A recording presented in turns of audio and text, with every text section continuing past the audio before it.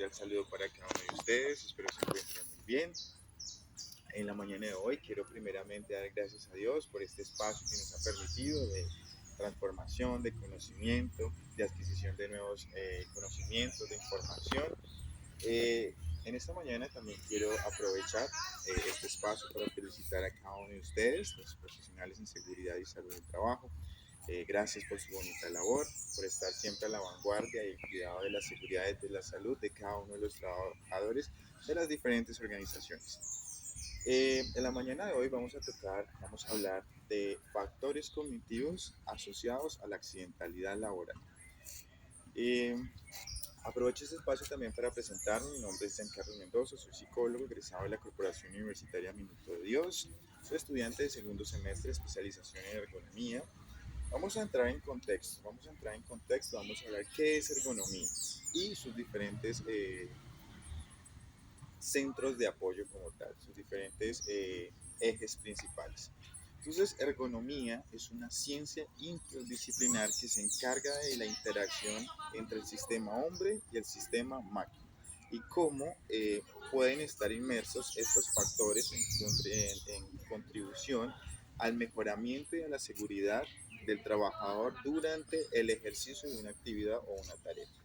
La ergonomía se centra, como mencionaba, en tres pilares fundamentales. El primero es ergonomía física, ergonomía organizacional y ergonomía cognitiva. Sí, ergonomía física, dentro de la ergonomía física encontramos la ergonomía, la medición de los dentro de la ergonomía física encontramos un punto muy importante que es la medición del gasto energético. Cómo el trabajador dentro de la realización de una actividad o tarea puede aumentar o disminuir su gasto energético y cómo esto puede afectar la productividad.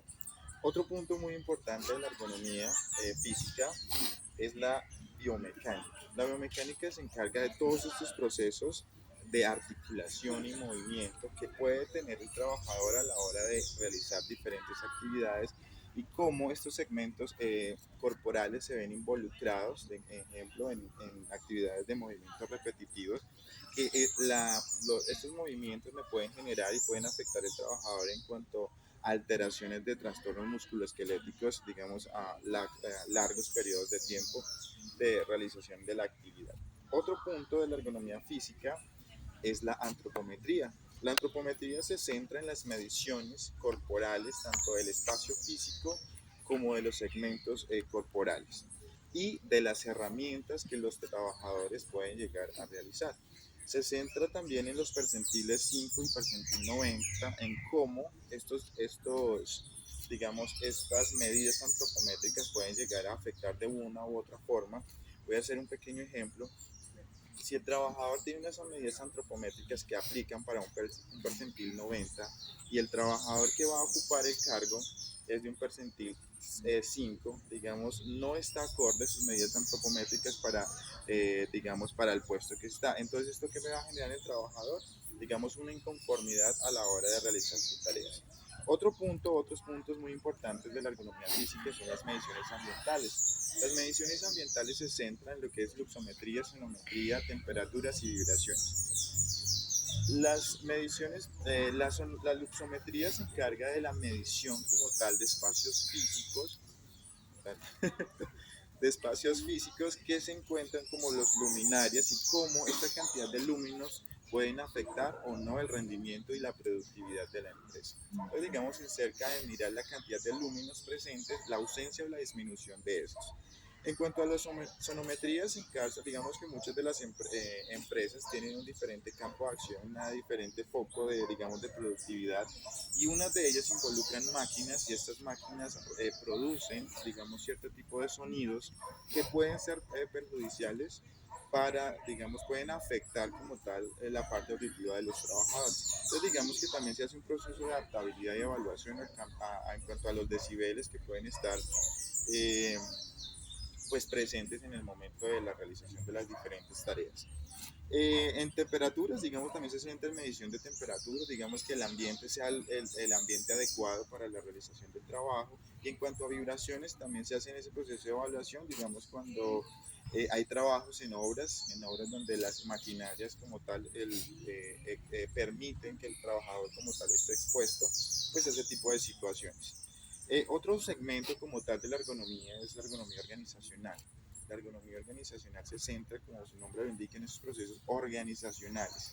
Entre las políticas internas y políticas externas de las organizaciones, el manual, digamos, el profesiograma y todas estas funciones que tiene como tal el trabajador dentro de la organización y que todo esto genera y va en pro de generar confort, seguridad a la hora de realizar las diferentes actividades en las diferentes organizaciones. Otro punto, y no menos importante, es la ergonomía cognitiva. La ergonomía cognitiva se centra en los procesos cognitivos del trabajador o del ser humano versus el entorno laboral. Cómo estos procesos cognitivos pueden influenciar, aumentar la productividad de la organización, el rendimiento, digamos, la disminución de tiempo dentro de la organización. ¿Por qué es importante? Digamos que aquí en adelante vamos a centrarnos un poco en mencionar qué son los factores cognitivos, qué son los factores cognitivos y cuál es la importancia. Los factores cognitivos, digamos, son un conjunto digamos, de funciones que tiene el cerebro que nos permite ese proceso de adaptabilidad con nuestro entorno, con el medio ambiente. Digamos que la sensación, la percepción, la atención, la memoria, el pensamiento, el lenguaje son aquellas facultades que nos permite como seres humanos tener contacto, interactuar con el medio ambiente, digamos que nos alerta, como digamos la sensación, la percepción nos permite identificar riesgos que estén en el medio externo y también nos alerta de situaciones internas para llevarlo a un proceso de percepción e identificar que posiblemente pueda haber una falla en la parte interna de nuestro organismo. En cuanto a la memoria, digamos, nos permite almacenar, codificar esta información, traerla nuevamente a, digamos, en el momento que se requiera como tal.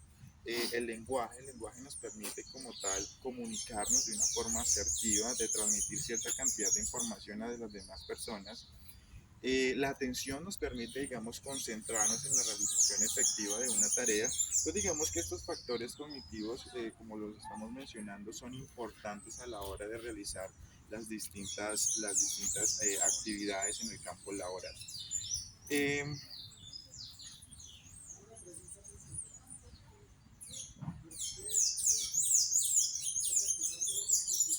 Normalmente cuando, digamos, existe posteriormente, digamos, estos esquemas que tiene seguridad y salud en el trabajo, tiene seguridad y salud en el trabajo, eh, organizadas como en cuanto a la prevención del riesgo, pero digamos que alguno de estos eslabones se rompe y existe un evento, un accidente laboral, lo primero que debemos hacer es el proceso de investigación. Como ustedes bien saben, ustedes, digamos, a lo largo de su formación profesional o su formación académica, han escuchado la definición de la Organización Internacional del Trabajo. ¿Qué es un accidente laboral? Todo suceso repentino que sobrevenga por causa, acción, ese logo también, Diego, que es lo que ustedes ya Causa o saben, eso que ustedes ya tienen ratizado. Eh, cuando estos eventos existen, entonces los profesionales de seguridad y salud en el trabajo de las distintas organizaciones deben hacer un proceso de investigación. Este proceso de investigación tiene como fin evaluar la causa madre, como tal, la causa que llevó al accidente, identificar, sacar una hipótesis y evitar que ese suceso se repita nuevamente. Eh, para hacer el análisis de accidente, como tal, el análisis de causalidad, encontramos una normativa, la norma técnica colombiana, que es la 3701, la que nos da generalidades de cómo hacer ese proceso de investigación. Algo que quiero hacer mención es que esa norma técnica nos habla a nivel general, ¿sí? Nos habla, quiero hacer como énfasis aquí, porque cada una de las organizaciones, cada una de las empresas tiene una razón social, tiene un campo de actividad y productividad diferente, y este modelo como tal que nos da la norma técnica es adaptado a cada una de las organizaciones, tomando cada uno de los ítems que allí se encuentra para, digamos, hacer ese proceso de búsqueda y identificación de los accidentes de trabajo. Entonces, Ese análisis de investigación, digamos, cuando nos da un parámetro general de cómo se hace. Entonces encontramos pérdida, el primer punto es la pérdida. Pérdida hace referencia a ese daño, lesión, incidente o accidente, pérdida de tiempo, pérdida económica, o en el peor de los casos, una pérdida humana. El contacto hace referencia a la interacción que tuvo el trabajador en ese entorno físico, que generó, digamos, que fue causante de alguna, digamos, lesión en cuanto al trabajador. Encontramos también fallas, ahí está, fallas en los programas, sí. Ya, ¿listo? Como mencionaba, seguimos con las causas básicas. Las causas básicas nos dan factores, factores del trabajo, y factores, ay no, esto está al revés. Las causas inmediatas. Dentro de las causas inmediatas encontramos los factores, eh, los actos inseguros, y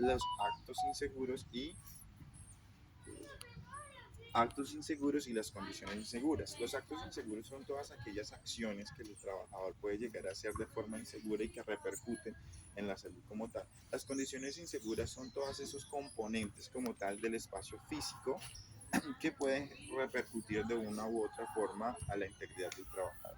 Seguidamente encontramos las causas básicas. En las causas básicas encontramos los factores del trabajo y los factores personales. Los factores del trabajo son ese conjunto de aspectos que están en el espacio físico y que generan también repercusión en el trabajador. Los factores de personales es ese conjunto de características psicológicas, y aquí quiero hacer énfasis que es un conjunto de características psicológicas, y cuando hablamos de características psicológicas hablamos de dimensiones económicas, familiares, personales, laborales, que pueden estar inmersas como tal, involucradas en el proceso de accidentalidad. Pero algo que quiero hacer mención es que no encontramos la asociación de los factores cognitivos, digamos, en cuanto al análisis de investigación de accidentes. Cuando alguna de estas, digamos, eventos o alguno de estos ítems que nos da la norma técnica eh, falla, digamos, encontramos también el punto de fallos en los programas. Quiere decir que alguno de los sistemas que ya estaban establecidos para hacer ese proceso de vigilancia, digamos, de vigilancia, se rompió, hubo alguna ruptura como tal y nos generó como tal la accidentalidad laboral.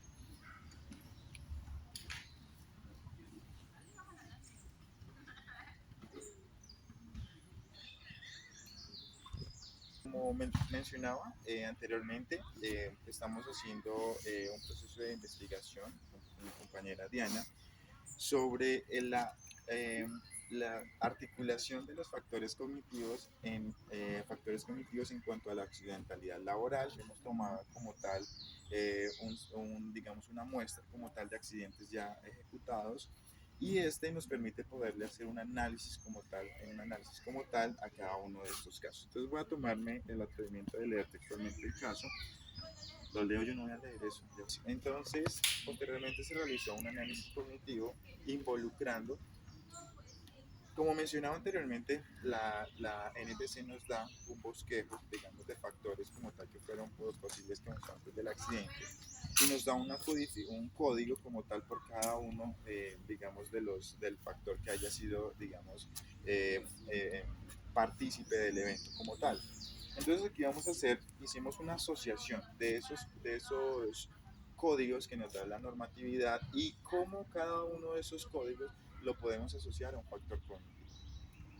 Entonces, el primer código es el código 204, denominado fatiga debido a la sobrecarga sensorial, acoplado a los factores cognitivos sensación y percepción. Reentrenamiento insuficiente, código 404, asociado al factor cognitivo de memoria. Exigencia de una concentración y percepción profunda, asociado al factor cognitivo atención y concentración. Evaluación de las necesidades y los riesgos, código 401, asociado al factor cognitivo 400, al factor cognitivo pensamiento. Retroalimentación deficiente e incorrecta en relación con el desempeño, asociado al factor cognitivo el lenguaje. Como hemos evidenciado, digamos, cada uno de esos factores que nos da la normatividad está, digamos que se puede hacer una correlación, una asociación a esos factores cognitivos, digamos, que están inmersos, que están presentes, digamos, a la hora de realizar una actividad o una tarea.